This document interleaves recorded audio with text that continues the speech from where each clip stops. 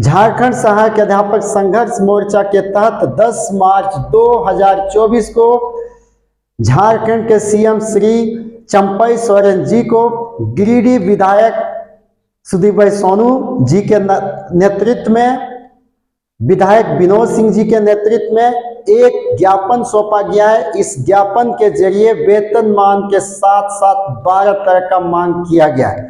ये मांग कितना सकारात्मक पहल होता है मैं उसे संक्षेप में बताना चाहूंगा, लेकिन संक्षेप में बताने के पहले मैं इतना बता देना चाहता कि ये हम लोगों के लिए कितना कारगर साबित होगा।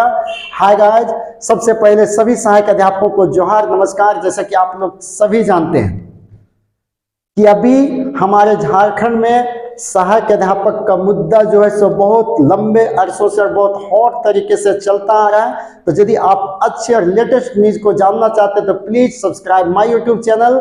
आई want to give you me and latest news so that you can know what is सहायक अध्यापक न्यूज। तो चलिए मैं बताना चाहता हूं कि जैसे कि आप लोग सभी जानते हैं हमारे झारखंड में जितने भी सहायक अध्यापक के संघर्ष मोर्चा के अगुआ साथी हैं, सिद्दीकी शेख सर, विकास चौधरी सर, सिंटू सर, सुमन सर और उनके तमाम सभी दल ने कल मुख्यमंत्री से वार्ता किए, उनको ज्ञापन सौंपे और वही मांग किए कि हम लोगों का जो लंबे अरसों से वेतनमान की जो बात हो रहा है उसे फिर से दिया जाए।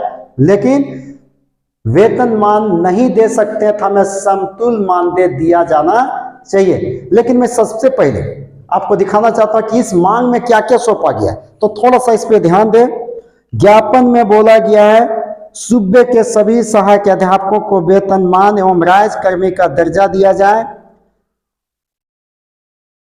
सभी सहायक अध्यापकों को तत्काल प्रभावी से ईपीएफ का लाभ दिया जाए, मृत सहायक अध्यापकों को परिजनों को अनुकंपा का लाभ दिया जाए। तो इस तरीके से आप लोग पहले से देख चुके हैं कि बहुत सारे चीजों को मांग किया गया है। लेकिन हमारे झारखंड का सबसे बड़ा विडंबना है और खास करके हमारे गठबंधन सरकार में कभी ये नहीं बोले हैं कि आपका मांग पूरा नहीं किया जाएगा। लेकिन अभी तक मिला क्या है, किसी से छुपा हुआ नहीं है। तो इस ज्ञापन के जरिए पता चला है कि इसलिए सीएम से खुद जाके हमारे अगुआ साथी मिले हैं कि बहुत सारा जो ज्ञापन सौंपा जाता है वो मुख्यमंत्री तक नहीं पहुंचता, ये कागज इधर फाइल में ही दब जाता है। लेकिन इस बार डायरेक्ट दिया गया तो सीएम ने आश्वासन दिए हैं कि आप लोगों का मांग बहुत जल्द पूरा किया जाएगा। लेकिन कहीं कहीं क्या देखते हैं कि सहायक अध्यापक का वेतनमान पे अड़चन है कि आपको डायरेक्ट वेतनमान नहीं दिया जा सकता। लेकिन इतना तो तय हो गया कि समतुल मानदेय आप लोगों को मिलेगा। लेकिन लोगों के बीच में जो बात आ रही कि समतुल मानदेय आखिर मिलेगा तो कितना मिलेगा।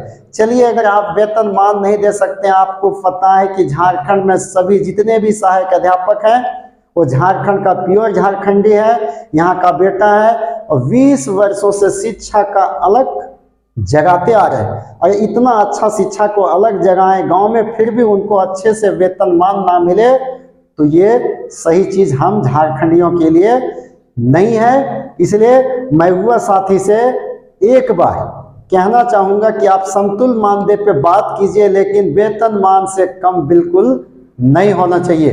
क्यों नहीं होना चाहिए? क्योंकि आप जब वहां इस बात को आ रहा है कि आपको वेतनमान नहीं मिल सकता है तो समतुल मानदेय दिलाइए। और समतुल मानदेय बिल्कुल एक वेतनमान के इतना होना चाहिए।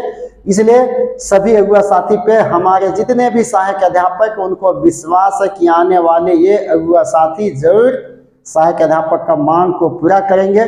कहीं कहीं लोग व्हाट्सएप है, फेसबुक पे बहुत नई नई चीज़ों को लिखते हैं, लेकिन ये समझना होगा कि ये मांग कोई भी काम इतना आसान से नहीं होता। हमारे जितने भी अगुआ साथी लगे हुए हैं उनको विश्वास है और सभी सहायक अध्यापकों को भी विश्वास में लेना चाहिए कि आने वाले समय में हम लोग का वेतनमान जरूर मिलेगा।